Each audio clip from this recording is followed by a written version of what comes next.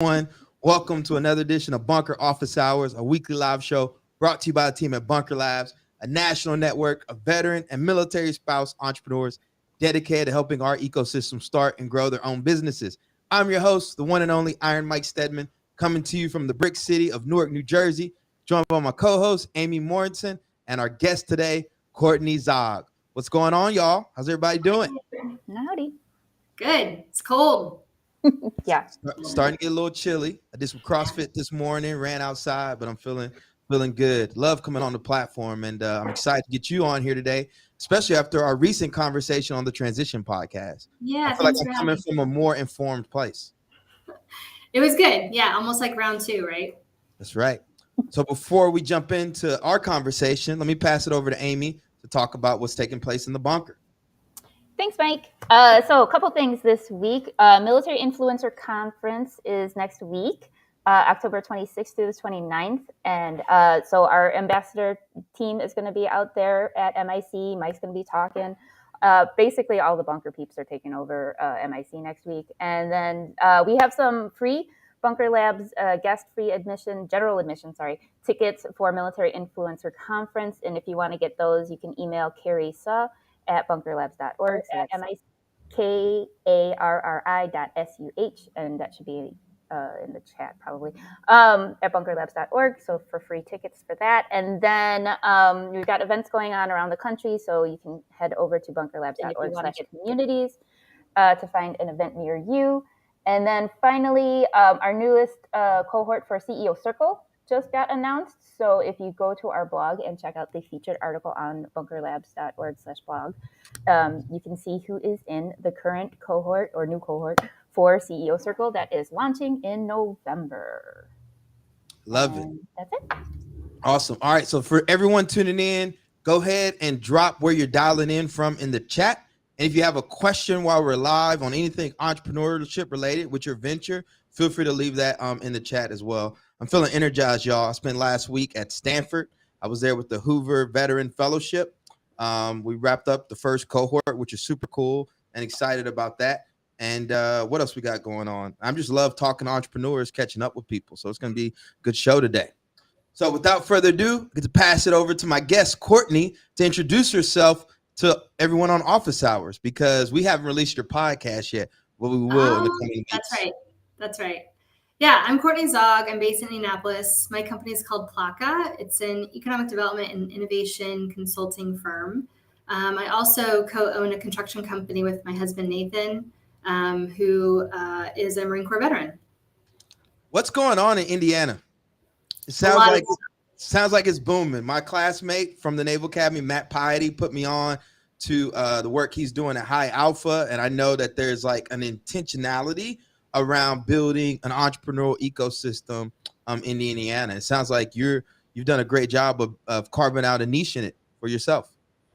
Yeah, I hope so. Keep carving things out. Matt's a true leader. He's a part of our Veterans of Residence cohort this time around, doing some really incredible work, like you said, at High Alpha Innovation, and a great community here. So when I think about the transition from historical economic development work, so industrial, development, industrial attraction, there really has been a wave of focusing on ecosystem building and entrepreneurship-led economic development. And a lot of that has to do with folks like the High Alpha founders, where they had successful tech companies, successful marketing companies, they had exits. And so they turned around and invested it back into not only the ecosystem, but specifically into startups. And that really has created a foundation for success here in Indiana.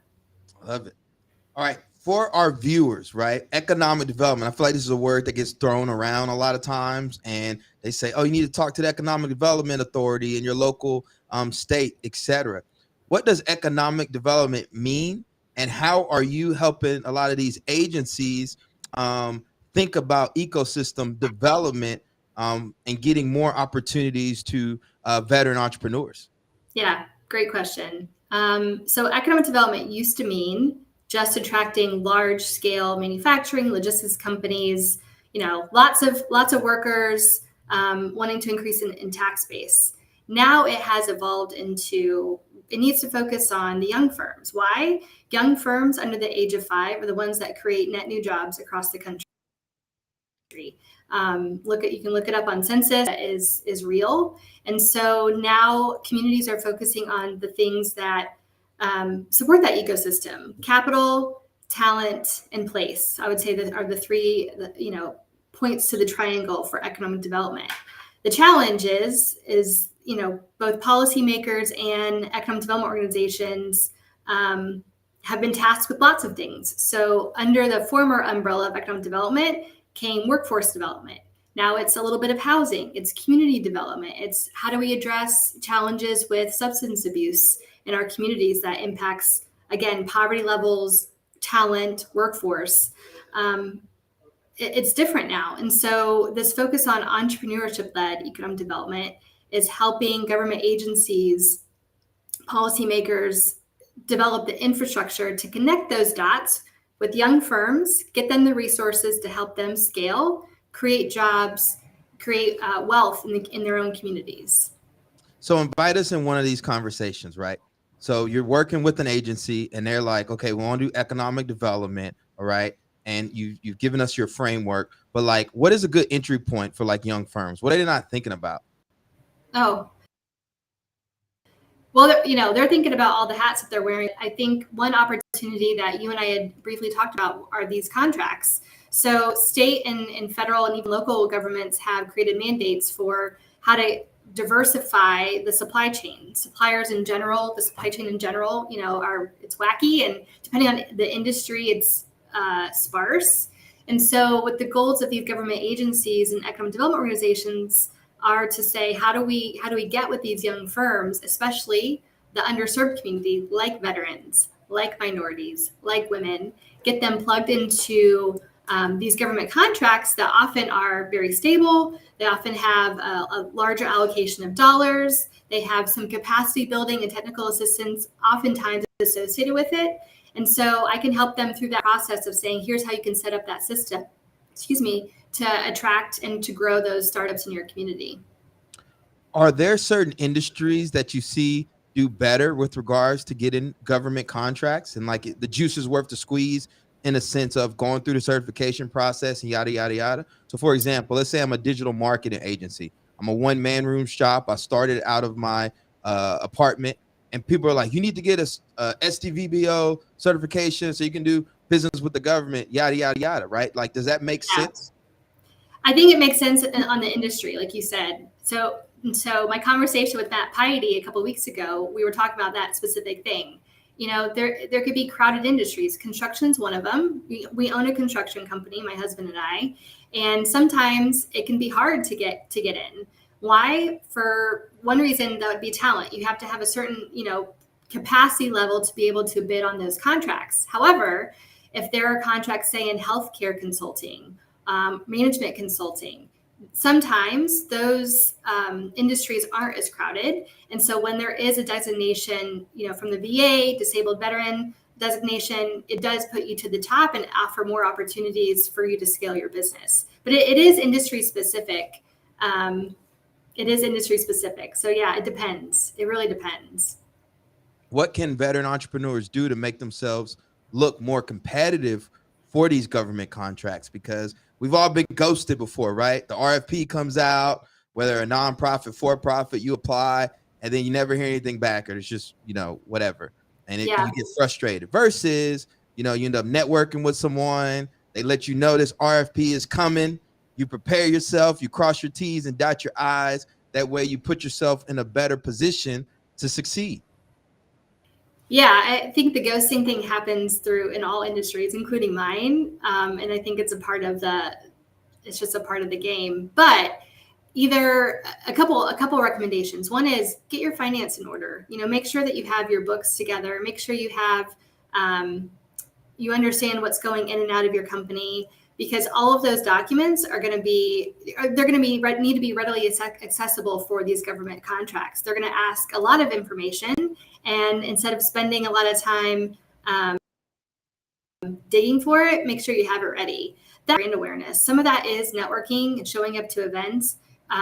being considered a thought leader because you're sharing that information to a wider audience. And some of that is just make sure you have, a good website. Maybe it's you're posting things on social media so that people can see you from that perspective, and it's not just in-person networking and conversations. All of it's about, a brand and the relationship that you're building with your audience, which, I'm speaking to the expert in that. But truly, I would say finances in your brand and the marketing aspect of it are really critical. Listen, this is an important conversation, you all, because there's a lot of wealth created through government contracts. And so having someone like Courtney on the other side of the aisle to make sure that a lot of these agencies are even thinking about veteran entrepreneurs and building an infrastructure to support it is really important. And so while we have her on, if you have a question for her, feel free to go ahead and drop it in the chat. We got a lot of love coming from Indiana today. AJ Orr, what's up, AJ? He says Courtney is a beast and that you're doing big things and that y'all better pay attention. And that's a lot. That's big coming from AJ. I mean, that guy's doing awesome stuff in Columbus. So thanks, AJ. We also got Danielle Steady McDowell joining from Indianapolis, Indiana as well. Showing you some love also. Danielle thanks for joining Danielle. Danielle runs the organization out in 16 Tech, a lot of the entrepreneurship and innovation programming. And 16 Tech is an innovation district, a very large innovation district in development here in Indianapolis. So nice to see you, Danielle. Thanks for joining. So I'm going to go to a question real quick. Okay. Shane Davis says, do you think working on content, i.e. growing social media reach and building brand awareness to speak is more important, or should she be selling a product or service, or should she focus on selling her product or service first? Yeah. So coming from my perspective in my consulting industry, sharing on social media and how I share information on social media is selling. So I'm selling like, here's the differentiator, and here's how policymakers and government agencies should approach economic development differently. So that's my approach to selling. My other approach to selling would be going to networking conferences, having some one-on-one meetings. But my primary approach to selling is social media content and information shared. So I think it depends on both. Are you just doing brand awareness, or are you actually providing information, content, and solutions to draw them to you for you to be able to sell your product or your service? What do you think, Mike? You're the marketer. So I have a counterpoint. Okay. Okay. Say it depends, right? So I did a podcast episode on the transition called the 5 stages of small business growth, right? Stage 1, validation. Stage 2, sales. Stage 3, foundation. Stage 4, expansion. And then stage 5, multiply. So for a lot of you all tuning in, I know a lot of our viewers and listeners tend to be in that early stage.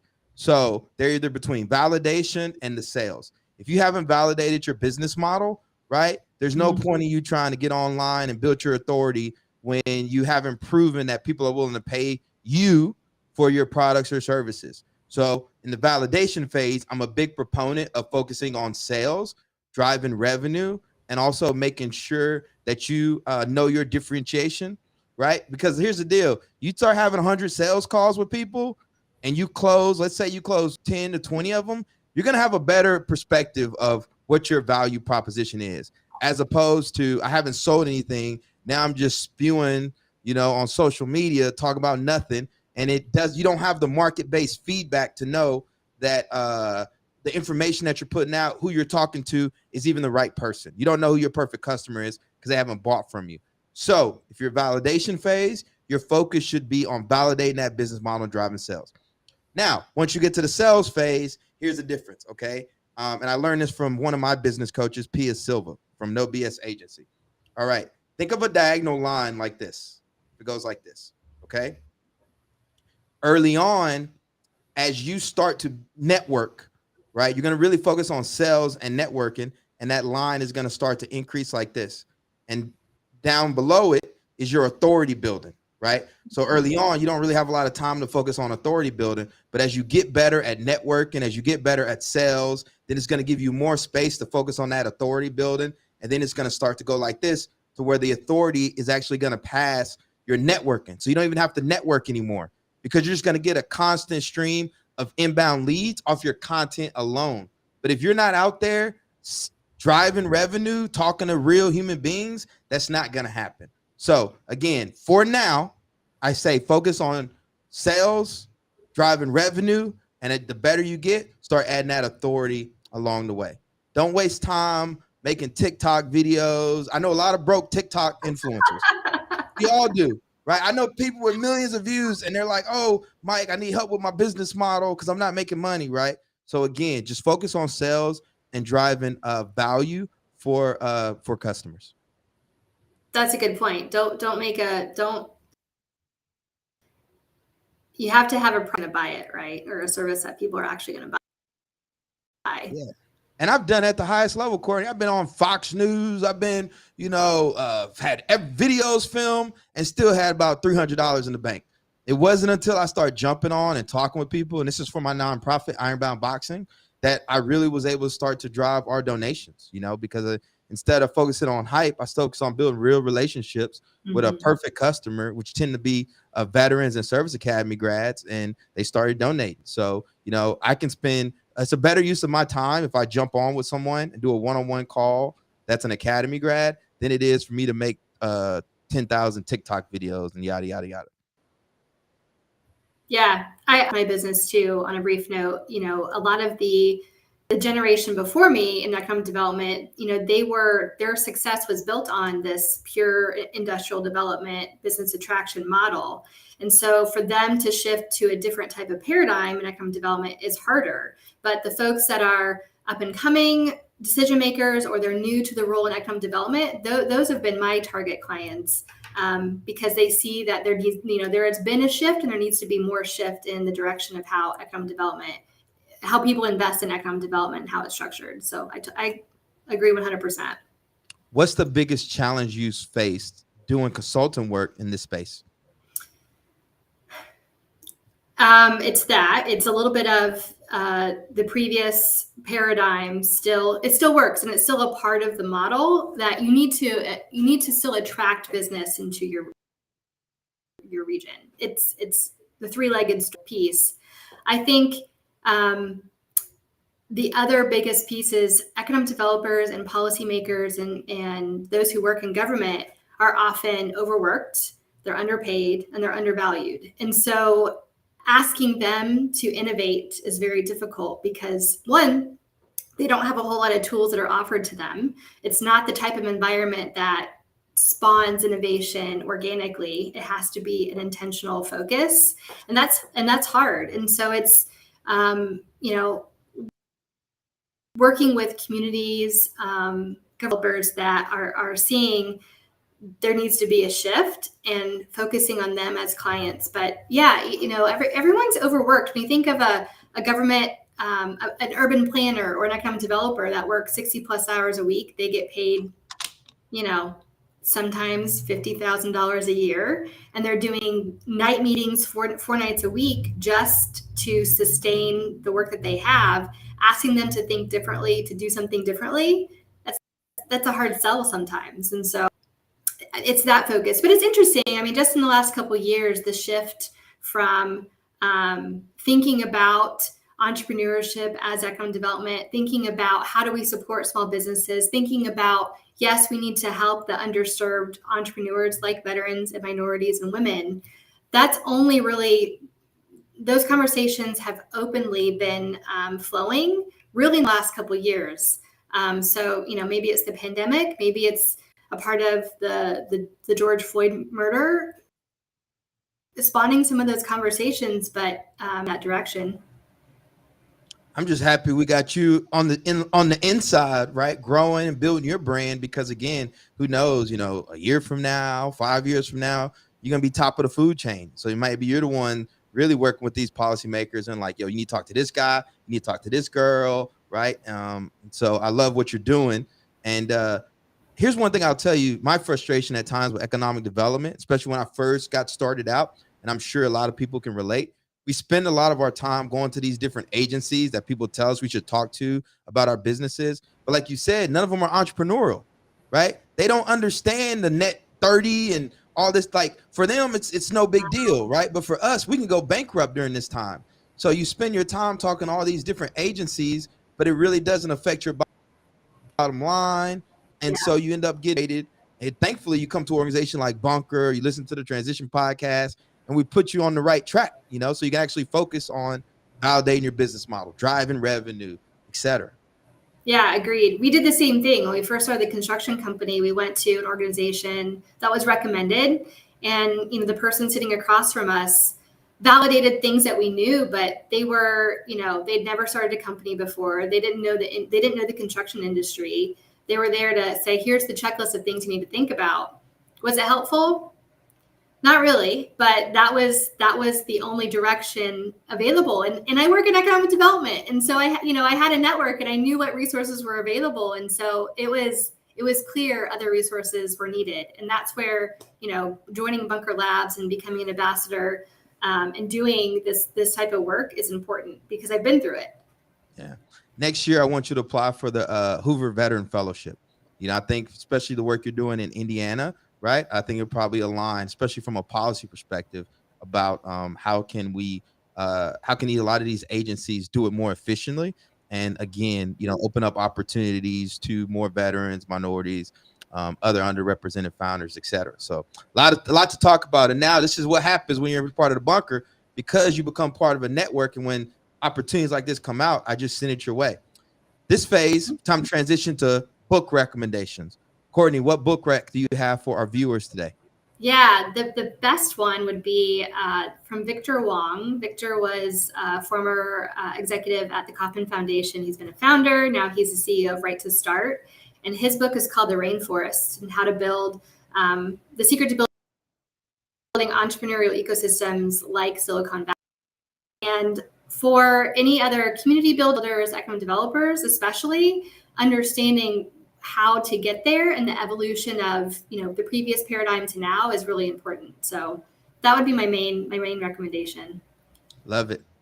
We dropped the link in the chat. I'm a big fan of the Kauffman Foundation. I actually used some of their research for my master's thesis in 2020. So I'm gonna check it out. My book recommendation. Hot off the press. It's hot, y'all. My hands are hurting. Black Veteran Entrepreneur, Validate Your Business Model, Build Your Brand, and Step into Greatness, by yours truly and my co-author, Alana Abernathy, who was my classmate at the Naval Academy and an English major and an Ironbound super fan from the very beginning. So I shared all the frameworks I've learned over the years to bootstrap a small business, a nonprofit for you all. A lot of times you'll have a book and it's like it tells one story, or it has a framework or something, then it's just that over and over again throughout the book with different stories. That's not this book. This is my first attempt to get on Jim Collins' level, good to great. Awesome. Right? So I think there's like 16 or 18 chapters. Each chapter is its own framework, right? So again, put a lot of love into this book. Now I have to confess something. I'm a grunt. So I was in the Marines, right? So if you see something misspelled or whatever, just let me live. Don't judge me. I had to get it out. This is a book for the people. It ain't about me, right? If I would have held up this book, some of y'all might go bankrupt, right? So I have to get it out to the people, and hopefully it helps you all along your journey. And a lot of the stories I was able to tell in this book were thanks to the Transition podcast, right? Because those were primary sources I was able to leverage from some of the BVEs interviewed. So if you're not a Black veteran entrepreneur, guess what? This book is still for you, right? I know sometimes people see books like this and they're like, oh, it's not for me. No, I'm telling you, this book is for you. It's for the Bunker. It's for the community. I just wanted to give us a little bit of agency, y'all. So when we walk in a bookstore, we go on Amazon, we see a book that says this was written for me. And I view myself as an urban capitalist, which means I like to share and write stories of underrepresented founders that you don't see in modern business literature. As much as I love Jim Collins, I don't really see too many Black businesses referenced in his book. So rather than being part of the problem, I chose to be part of the solution and write some content of my own. So check it out. Once you read it, leave us a review on Amazon. I greatly appreciate it. More importantly, pass this along to other veteran entrepreneurs in the ecosystem. This isn't the book where I'm trying to get rich off of. This is a book I am sharing knowledge and insight because I want to grow our ecosystem. So I appreciate y'all for supporting the pre-campaign for this book. I'm still mailing out copies from my apartment. I got to sign them and whatever. But if you go to Amazon and purchase it and pass it around, I really appreciate it. Congrats, Mike. That's awesome. Thank you. Courtney, as we wrap up, any final remarks for our viewers? Just the plug that Bunker Labs is an incredible resource, and they have laid a lot of infrastructure here in Indianapolis specifically that are connecting veteran entrepreneurs, the bigger ecosystem. So the network with Bunker, the resources affiliated with Bunker is really incredible. So join up if you're interested, reach out. But also, I just wanted to share that I'm thankful to be a part of the community. We're thankful to have you. As a community, how can we elevate the work you're doing? Yeah, keep talking about entrepreneurship-led economic development. And I would like everyone to understand what it is, and so that it becomes just part of our vernacular moving forward. Love it. All right, I got less than 4 minutes, so I got to close this out. All right, couple of things. Number one, I've been blessed to get the LinkedIn Creator Accelerator program, right? So for the next 6 weeks or so, all I'm writing about is branding on my LinkedIn, right? I'm writing about branding. And so for a lot of you guys are struggling with that aspect, so be sure to follow along. If there's questions you have around branding that you think people can benefit from, just shoot me a message on LinkedIn, Iron Mike Steadman, you're real easy to find, and I'll write about that. Second, Transition Podcast, fire episodes. The back catalog is growing, right? Because some of y'all are just now catching up. We've been putting out amazing episodes for almost 2 years at this point, and I'm looking at the downloads, and a lot of y'all are just now coming across that 5 stages of small business growth. A lot of the other episodes that we covered as well. So what's the one? How to acquire your first 100 customers. That one's off to the races, right?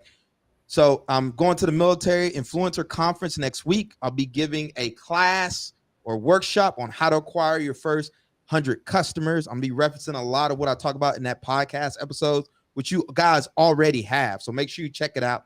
And this week, who do we have coming up on the transition this week?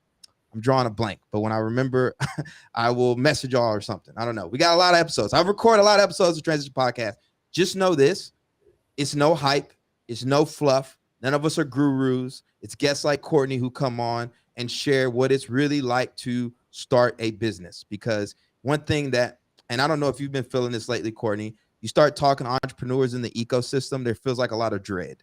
Even the ones that are killing it, that you see are killing it, they're stressed out behind the scenes. They're overweight, right? There's just a lot of uncertainty, right? And so just because you see people out there on social, whatever you think are killing it, man, this thing is hard. But the transition, this platform is for you to know that you don't got to go through it alone. So I want to thank our virtual event sponsors for today, MetLife Foundation, for not only supporting this platform, but also supporting the Transition Podcast. If you have not joined the Bunker ecosystem yet, head over to bunkerlabs.org, sign up for our newsletter, and get plugged in. We got programs that will take you from idea to invoice, incubate you, and position you to grow alongside other founders and CEOs. Until next time, everyone, peace, love, and have a great rest of your week.